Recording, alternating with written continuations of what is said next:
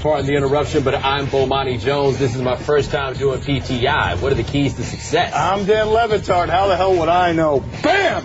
You know, they told me that Kornheiser was going to be on today. I've always looked up to him and was kind of hoping to learn something from him. You're going to learn how to ruin one of these events. You realize we've lost half of the audience already. The moment they saw that somebody else was out, we've lost. So many televisions have turned off. Welcome to a highly questionable edition of PTI.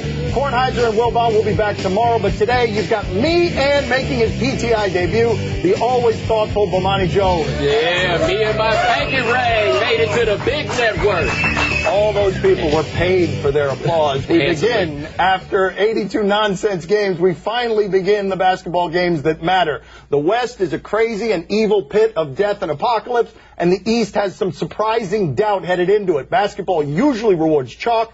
Pick a first-round upset. I dare you, Bomani. All right, no Andrew Bogut for the Warriors. That messed that one up. I would have looked at Clippers-Warriors because plus they're fun to watch. I can see that going either way, right? But, dude, the East makes it so easy to pick an upset because you can't lose with Raptors-Nets. If you pick one of them and they win, it's an upset because half the conference did what they could to play against Toronto. You saw the Nets angle their way into the 6 to get out of the 5 so they would have a chance to play against Toronto. The thing is, they got the 3 seed somehow, right? They had to get the 3 seed. Well, that's the thing that's funny about the Raptors. It feels like everyone is ignoring that team was actually good this year, and they expect the Nets, after sitting all their old players all season, they expect something from the Nets that's bigger and better. The Nets have been very good the second half since January. The Nets have been very good, but so is Toronto. They've got one of the best records in the East. You would think that they're not allowed to broadcast games on television that do not originate in the United States because that team people don't watch when they're good, when they're bad, otherwise because they're in Canada. How many people, when Chris Bosh got to Miami, they looked at him and realized, you know, I've never actually watched him play an NBA game before.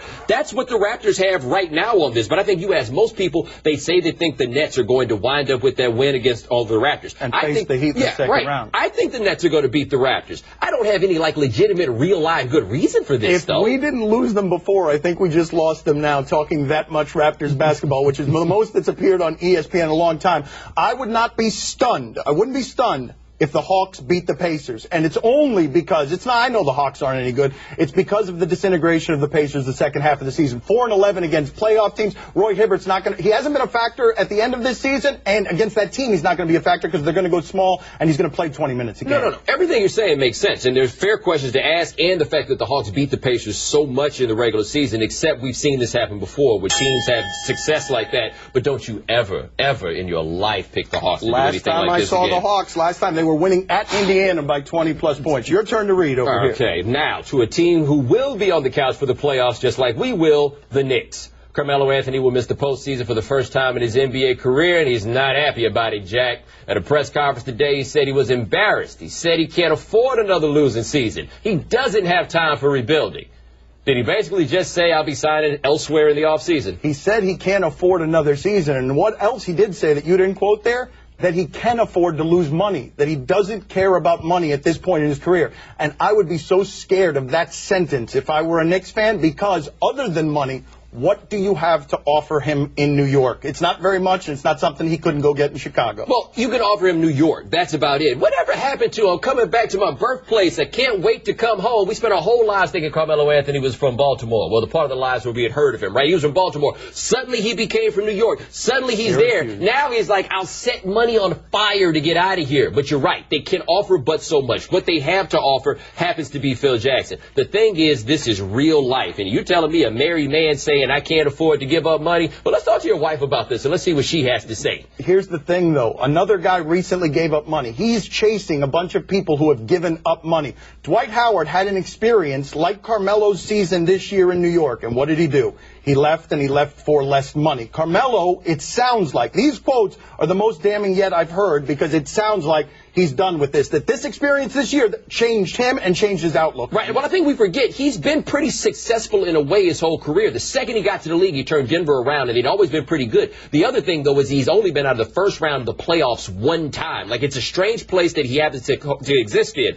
I'm still telling you right now, all those guys you said gave up money, none of them had wives when they gave up money. This is not that simple. This stays human. Let's see. I know, but he got his money already from New York, and it's the reason that his team wasn't that good in New New York because they traded all the pieces to Denver. I understand, but it's a new model in the NBA. They're all chasing. All the Heat players are discounted, Bomani. All of them are discounted. It's a new model he's chasing. You're right, it's a new model, but he goes to Chicago, he'll just be losing it or not winning championships in a colder city. Speaking of leaving a city early, Kobe kind of did the same thing last night. The Lakers season ended yesterday, but Kobe, he left on vacation to Europe before that. He was supposed to address the crowd on Sunday, and this is great, but Swaggy P did it instead. Given the size of his contract, does he owe more to Laker fans? Or, as he said about this Laker season via Twitter, should he tell everyone to just go flush it? Okay, this is tricky, right? Because the Lakers fans have a loyalty and dedication to Kobe Bryant that is unparalleled in this league. But to Kobe, I've always felt like they were kind of a coalition of interest, right? Like the Lakers were a vessel for Kobe to do and accomplish all the things that Kobe ever wanted to do. But all that stuff that's about, heartwarming and the love of the fans and everything else,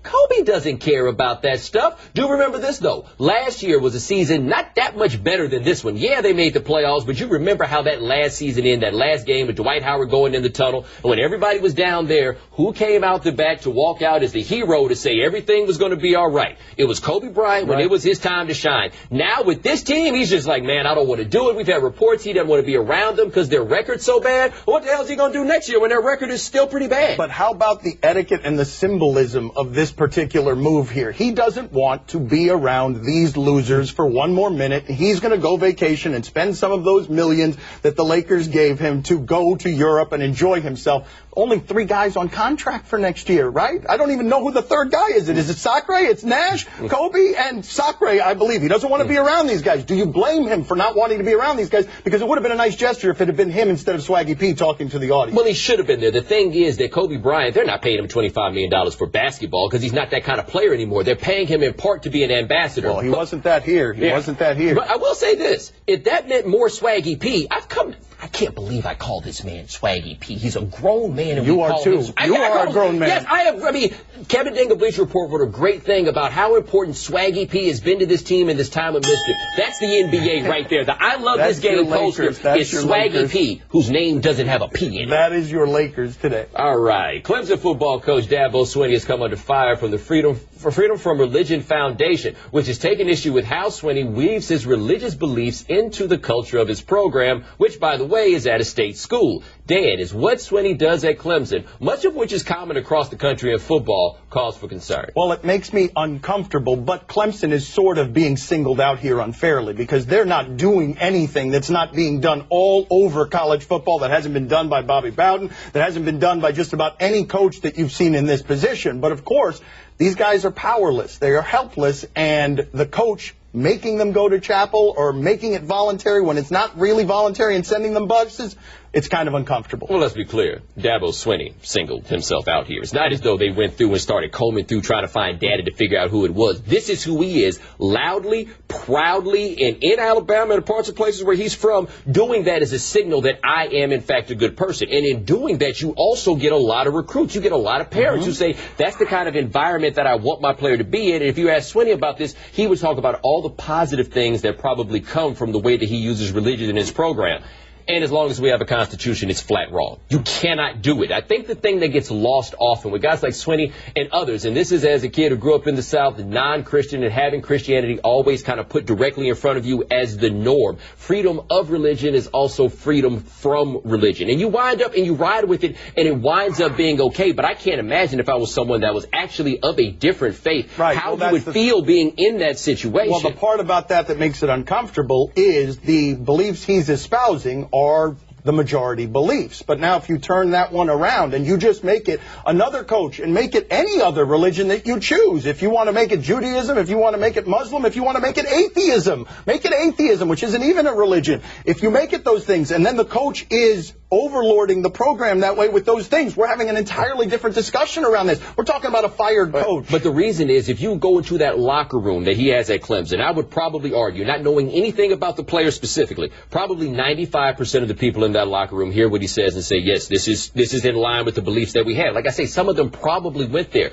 What's going to be tricky to get people to understand is the fact that 95% might agree is irrelevant to the discussion. That's not how we supposedly do things, as long as that is a state school. school. At BYU, at Notre Dame, we can have this discussion. You're not supposed to be having this discussion at Clemson. But even if you do disagree, you're kind of not allowed to really disagree. And he's not alone here. Mark Richt has the same kind of locker room. There are a lot of guys in the South. And there have been jobs that Mark Richt had trouble getting before he got on for that very reason. Not every school will tolerate that. Speaking of religion, baseball is that in Cuba, and we continue to get jarring details about Yasiel Puig's defection. ESPN, the magazine, now follows LA Magazine's harrowing account of smugglers and kidnapping, with Puig being threatened by smugglers to recoup the 20% of future earnings he promised for escape. How shocking do you find these details, Bomani? I mean, they're shocking in like reading a story, and the turns and the twists wind up being shocking. But I'm not terribly shocked by the fact that this is what it is. I mean, it's not as if Puig bought a ticket and said, hey, could you get me over to Mexico City right fast? I'm just making a stop before I go to the United States.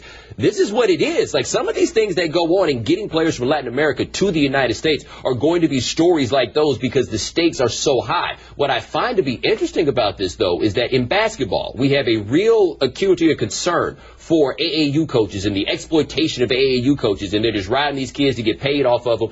And we talk about this all the time. We don't talk about this nearly as much as it relates to baseball, where we have something similar going on, except probably worse when you look at what it takes to get people out of these countries. So my question is on this, not so much whether that story is so shocking, but why is it that we don't look at baseball and see those guys get there and say, man, these guys are really getting exploited? Well, it's dirty, it's meat market, and some of the details in these stories that I found fascinating is 20% cut here for future earnings, and people look at that and they say that's crazy. No, it's not crazy. It's not crazy in this instance. That's what you would pay in this setting to get from that kind of desperation, to get to freedom, and to get some money, because 20% here of $42 million is a lot better than 100% of nothing, which is what it is that he had. And I find fascinating that it's worth that, Bomani. It is the smugglers that are charging him for that absolutely should be paid that for doing something illegal here and risking their life to do it. In the words of Greg Hardy of the Carolina Panthers, I'd rather have $1 million is better than no $1 million. That's basically what he said. So when they tell Puig, you have to give us 20%, he's like, 20%? What is 20% when you have zero right now? I find it interesting, though, that people are shocked by the details of this, and because they are, they're movie scripts jarring. What I find interesting, though, is this is commonplace. If we go tell Chapman's story, we haven't crossed the language barrier in the media where we can go tell these stories correctly. If we go tell the Reds reliever story, it's going to sound and feel a lot like this one. And we're sitting here shocked by Puig, but his story's not any different. He's just a lot more famous. Yeah, you're not going to hear that story because I think we've demonstrated with these guys, we're really not interested in them. There are people who are interested in them playing and interested in paying them these lower wages to get this talent there. But we as a media and as a country have demonstrated minimal interest in what these guys actually go through. How'd you feel like you did? I thought, you held me back a little, but I'm still making it. Let's take a break, but coming up, Jabari Parker is leaving Duke. What kind of NBA player will he be? And what's the word for John Daly shot off a T in a model's mouth? The T was in the model's mouth. The T. E-E-T-E-E. If you're just joining us, Wilbon and Kornheiser are off. I'm sorry. So it's a highly questionable edition of PTI. Time to play What's the Word? And here's our host, my father. My father. Dad, what's first?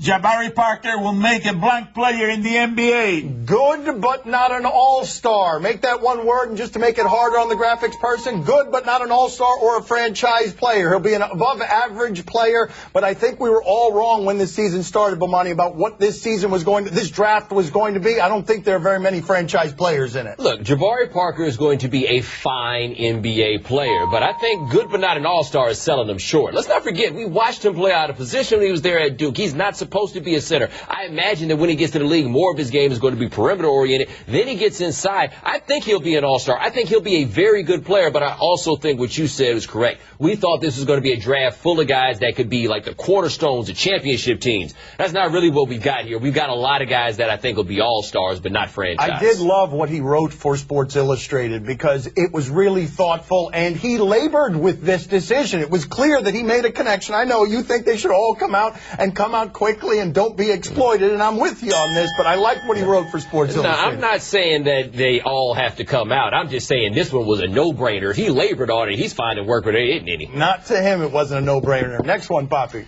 It will be blank for the CAF to fire Mike Brown for the second time in 4 years. It would be Cavs. It would be Cavs for the Cavs to do this. This is what they do. In fact, the only way it would be better is if they fired him and were paying him on this contract and the last contract, both contracts, because the Cavs are mismanaged. Now, this was a column in the Cleveland newspaper suggesting that it might happen. I can't believe that they would actually do it, though, Bomani. It would be unfortunate. Let's do the math on this. 2010, Mike Brown gets fired after back-to-back 60-win seasons so they can try to keep LeBron, or at least that was the plan. Then fast forward to the Lakers situation. Mike Brown got fired 5 games into the season because people panicked and wanted to try to win a championship before we lost Jerry Buss. Now you're telling me a team that was pretty much just as good or bad offensively this year as they were last year, much better on defense, 2 points better per 100 possessions, and now you're going to fire the head coach? I mean, they got a chemistry disaster there. We know they got a chemistry disaster there. It's not really Mike Brown's fault, though, from what I can tell. So if they do that, it would be really kind of messed up. Well, that's the issue there. It's not his fault, but that never stopped anybody from firing a coach before. Vamos, Papi. It is blank that the Jets are relying on Mike Vick and Chris Johnson. I would say that it's flashy, super flashy, and typically Jets as well, because they go after guys once it is that they've been expired. They go on the back end for names. They go and win news and headline situations, but I don't know. They'll be better than they were. This is better than their skill position talent than they had. You said flashy and Jets. It's what the word, not what's all these words. I forgot what my word was. Thank you. It would be anachronistic. I mean, if it was 2010, we would be jamming, dog. And Chris Johnson just run for 2,000 yards. Michael Vick's about to pick it back up. They'd be out here doing Madden-type stuff with all of that speed. It's 2014, though, and Michael Vick is somewhere between a kind of sort of starter and a backup, and Chris Johnson is basically in the same place. But you look at the free agent market, who was the better running back for them to get? Who was the better quarterback for them to get? That's actually the best they could have done at both positions. Okay, but I would also say who else was going after these coveted pieces that they got? Because it's not like there were a whole lot of people clamoring for what they got. The running back other than Chris Johnson they got the best deal this year was Toby Gerhardt. Vamos, Papi. Next one. It is blank for this model to let John Daly hit the T-shot out of her mouth. In Spanish, the word is interesada. It doesn't mean interesting. This is a woman who wants to be around John Daly, and it doesn't matter what she has to do to be around John Daly. She will do this, which seems totally insane and unsafe. It's dedication, Holmes. I mean, apparently, you just let me know this, but apparently she has been seen around with John Daly, not once, not twice, but many times, and I don't care how comfortable you are with him. I ain't found a person in my life I trusted enough to lay down and put something in my mouth so they could swing a stick off of it. On top of that, a guy that hits like 350-yard drives. They take up divots sometime. You know what a divot is? When the club hits the ground and something goes flying. That could be like cuspids or bicuspids, whichever ones are right there. But if I were to say to you, who's a guy that you absolutely, anywhere in sports, don't want to trust because he might be reckless? This is that guy, is it not? This is not the guy I'm trusting with the side of my face. I told you, my word was dedication.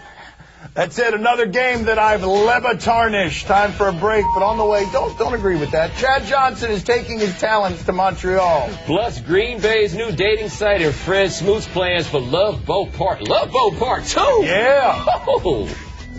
Bobby, you were excellent there. You're By the way, if you like what you're looking at, why wouldn't you? Look at him. He gets to talk more on the other show, not him. You can catch us every day on Highly Questionable at 4 p.m. on ESPN2. Now let's get happy. Happy 35th birthday to Fred Smoot, the loquacious former defensive back, who I feel like we are mentioning here just so we can talk again about the Vikings Love Boat.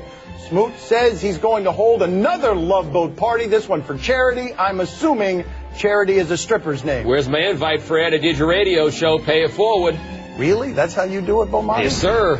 Happy anniversary, Ubaldo Jimenez. On this day 4 years ago, you threw the first no-hitter in Rockies history, but you've been getting pelted with the Orioles, and you aren't nearly what you were. Sometimes, when I'm mad at Bomani and his shiny dome, I call him Ubaldo. That's why your shirt looked like an off-brand picnic table. What you got to say now? It does. I've been hearing that for years about this shirt. I've been wearing it for years. It's about 10 years Stop old. it. Happy trails to unemployment for Chad Ochocinco. He signed with the Montreal Alouettes of the Canadian Football League. Ochocinco has been texting former teammates the words, "I'm open for 2 years," even as every NFL team says, "Sorry, we're closed." This story makes me a little bit sad. No, I mean, Montreal, I hear lots of fun, great partying to be done up there, and it's a chance to learn some French. Still makes me sad. Let it go a little bit. Let it go. Time to find out what we messed up. Poppy, what did we mess up? What do you mean, what you guys mess up? You mess up the entire Mike and Tony show. You know, this thing is awful. Let's go back to ESPN 2. All right, everything. We messed up everything. We're running out of show. Let's go to the big finish and stop messing all this up. Penn State coach James Franklin tells USA Today he's been sleeping in his office for the last month. Are you impressed? Last thing I'm impressed by is somebody putting in all that work and not getting any extra pay. What are you doing? Sid Hartman of the Minneapolis Star-Tribune reports there's zero chance Rick Adelman is back with the Timberwolves. Are you surprised? This is what I am. I am surprised that Rick Adelman and Sid Hartman are still doing work in Minnesota as I hear this. Michael Pineda shut out the Cubs without any evident pine tar. Is that the end of suspicion for you? You know, it's so funny, pine tar. We see it so much in baseball. We don't see it anywhere else. We don't really know exactly what it does, except it makes things sticky. Is making things sticky better for throwing a baseball? That's all it does. Blake Griffin tells Rolling Stone that he supports the use of medical marijuana in the NBA. Thoughts? I think that sentence was too long. It's got one word in there that all athletes would take out of there, the medicinal. They don't need the medicinal. Last one, there's a new dating site devoted exclusively to Packers fans. Is that a good idea? If you're looking for a woman willing to stand around in sub-zero temperatures wearing nothing but a green sports bra, maybe that's not the worst idea I ever heard. It does sound like the worst idea ever. Hey, there, a lot of good-looking Packers fans. My brother married one. Really? Mm-hmm. We're out of time. Tony and Mike are back tomorrow. I'm Dan Levitard. And I'm Bomani Jones. You can see Highly Questionable every day at 4 p.m. Eastern on ESPN 2. Let's go back to headquarters. He talks more on ESPN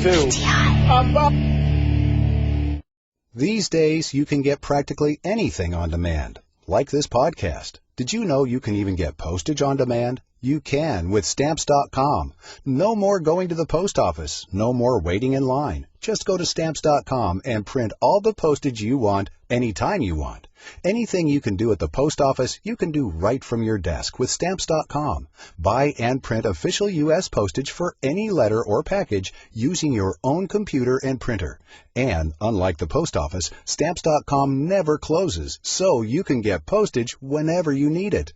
Right now, get this special offer from Stamps.com when you use promo code PTI, a no-risk trial plus a $110 bonus offer that includes a digital scale and up to $55 free postage. Don't wait. Go to Stamps.com and, before you do anything else, click on the microphone at the top of the home page and type in PTI. That's Stamps.com, promo code PTI. The next big thing, the next new kid. The next overnight sensation. The next rookie. One to watch. The next Hall of Famer. The next Intimidator. The next six-time. The next king. Next. Who's next? Let's find out. Names are made here. The History 300 at Charlotte. Saturday at 2:30 Eastern on ABC.